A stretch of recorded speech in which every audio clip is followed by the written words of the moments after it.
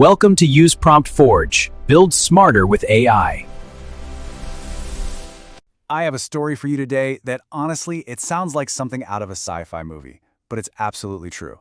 We're going to break down how one of the most valuable AI companies on the planet ran its entire growth marketing with a team of a size you just won't believe. Let's dive in. So first, let's just set the stage. The company we're talking about is Anthropic, the minds behind the AI model Claude. And back in early 2024, they hit a valuation that is just staggering. $380 billion. We're talking about a massive, massive company. Now, a company like that, especially when it's in a period of insane growth, you'd expect them to have a pretty big marketing department, right? I mean, dozens, maybe hundreds of people.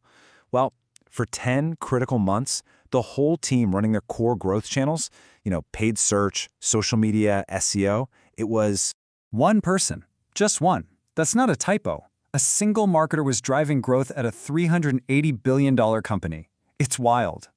So the big question is how? How is that even remotely possible?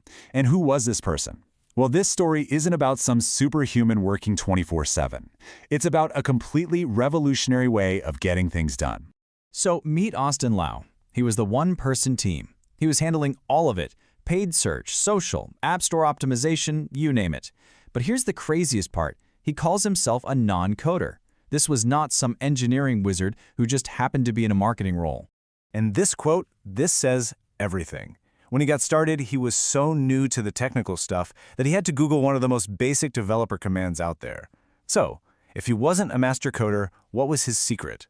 He didn't find more hours in the day, he built a system. He used Anthropic's own tool, Claude Code, which is an AI that's amazing at writing and understanding software, and he basically turned it into his own personal, automated team of AI assistants.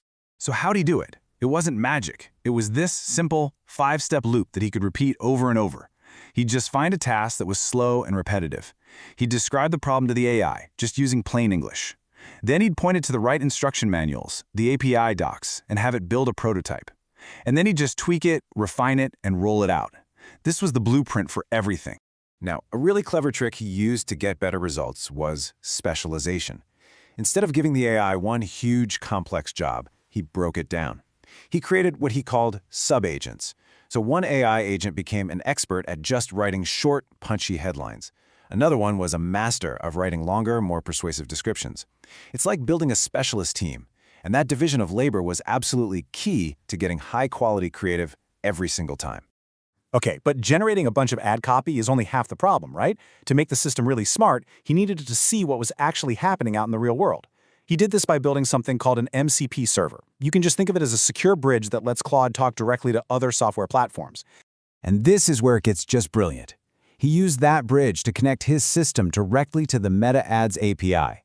That meant he could just ask it questions in plain English, like, hey, which of our ads had the best conversion rate this week? And he'd get a real-time answer right there, without ever having to open a dashboard or dig through reports. But the real game changer, he created a closed-loop system that had a memory. Every single ad experiment, every result, every piece of data, it all got fed back into the system. So the next time Claude went to create new ads, it wasn't starting from a blank slate. It was building on everything that had worked and everything that had failed in the past. It literally got smarter with every cycle. So what did all of this actually mean in practice? What were the results? Well, the impact on his day-to-day was, to put it mildly, radical. Let's look at Google Ads. A task that used to take him about 2 hours, writing all the copy, checking character limits, formatting everything, that was now done in 15 minutes. A 2-hour job became a 15-minute job. That's an 8x improvement. And for visual ads, it was even crazier. He used Claude to build a plugin for Figma. What used to be 30 minutes of mind-numbing manual copy and pasting to make a few ad variations, that turned into 30 seconds. One click, and it would spit out 100 different variants automatically. So the bottom line, this whole system gave him a 10-fold increase in his creative output. As one person, he was able to test more ideas and run more experiments than most entire marketing teams. Okay, so this is about more than just a really cool productivity story. This is a huge deal. It signals a fundamental change in how we should be thinking about work, about efficiency, and about the role of technology in business. To really put the scale of this into perspective, just look at this chart. For 10 months, you have one person driving growth at a company valued at $380 billion. Now compare that to 4 of the world's biggest IT service giants. Their combined market cap is significantly less, and yet they employ around 1.5 million people. This is not about which business is better. It's about the sheer scale of leverage. It's almost hard to wrap your head around. And that brings us to the most important takeaway of all. This is not a story about cutting costs or laying people off. It's a story about creating a super employee. It's about amplifying one person's creativity and strategic mind with the raw execution power of a massive team. You know, if you're a CMO or any kind of business leader, this is the case study you bring to your board. This is how you justify investing in AI tools. It's not a cost. It's a strategic investment that empowers your best people to solve their own problems. You're turning your marketers into product managers of their own work, freeing them up to focus on the big picture strategy that humans are best at. And I think Austin's own words just capture this new reality perfectly.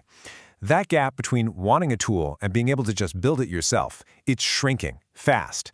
You don't have to be a traditional software engineer anymore to build things. So ultimately, this story isn't just about Anthropic or Austin Lau. He found his workflow bottleneck, and he built a revolutionary solution for it. The real question this whole story leaves us with is this: what slow, repetitive, manual process is happening in your company right now that's just waiting for its own one-person revolution? Thanks for watching. See you again in UsePromptForge.